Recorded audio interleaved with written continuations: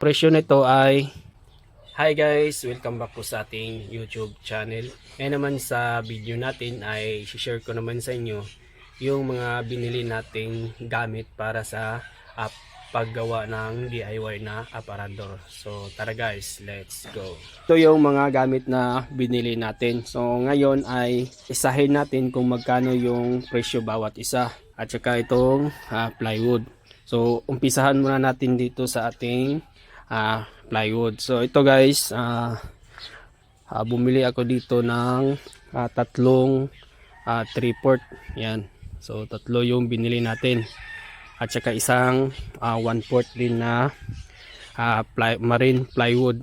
So ang presyo nung 3/4 na plywood na ordinary ay nagkakahalaga ng 1,135.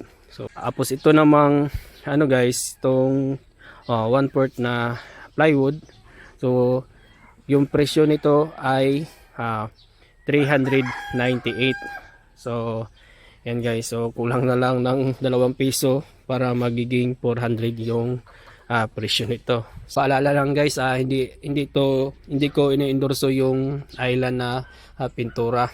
Isahan natin dito sa ating Autolac. Ayan, Autolac spot putty 503 white. So yung presyo nito ay yan 205 pesos. So isang to guys, isang litro. Yan. So isang litro yung natin spot putty. Yan. Tapos dito naman sa ating lacquer white. Yan. So 500 lacquer white. So yung presyo niya ay 265. So 1 liter din to. Yan. So tapos ito namang Autolac primer surfacer 502 white. So yung presyo niya ay 219. So yan. Ito naman tayo sa ating pink brush. So 1 inch. So yung presyo nito guys ay nasa 64 pesos. Tapos dito naman tayo sa ating BB roller. Yan. So foam ito. Yan. So yung presyo nito ay ayan guys. So 64 pesos. So ito namang wood glue na stick wheel. So yung presyo nito guys ay 50 pesos. 250 grams. So dalawang paleta. Yan.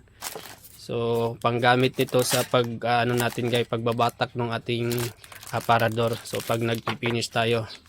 Yan. So yung presyo niya ay 52 pesos. So dalawa yung binili natin. So yan.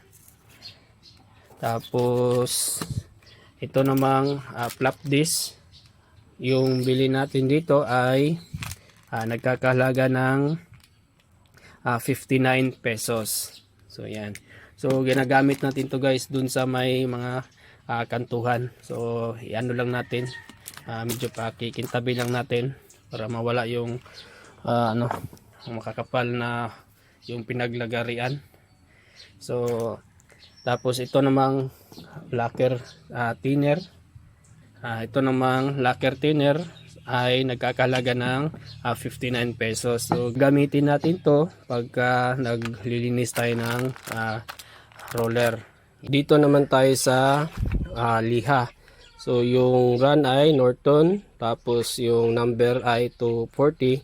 So yung bili natin dito ay 19 pesos bawat isa. So ganun din yung isang guys, yung number 400. So 19 pesos din yung bili natin bawat isa. So, ito naman tayo sa roller. Pintuan kasi natin ay sliding door, kaya ito yung binili natin. So yung sa roller niya, yan, ito lahat. So bali to guys, dalawang pares, taas at saka baba. Yan. Yung presyo nito ay nasa 383. So yan yung presyo ng ating roller. Tapos ito naman yung track niya, yung daanan ng ating gulong. So nasa 333 pesos yung bili natin. Yung haba nito guys ay 1 meter. So yan. Tapos dito naman yung screw. Yan. Wood screw. Yung sukat niya ay 1.5. Yan. So yung bili natin dito ay 1.50 pesos. Yan. So at ito naman guys yung binili nating jigsaw 570 watts. So yan. So, kaya bumili tayo dito guys para mapabilis yung pagputol ng ating plywood. At magagamit rin kasi natin to pag may mga iba tayong gagawin. Kagandahan rin kasi dito guys na itong jigsaw na to ay pwede ring kumbawa magputol tayo ng 45 degrees, so pwede natin ma-set natin to ng 45 degrees.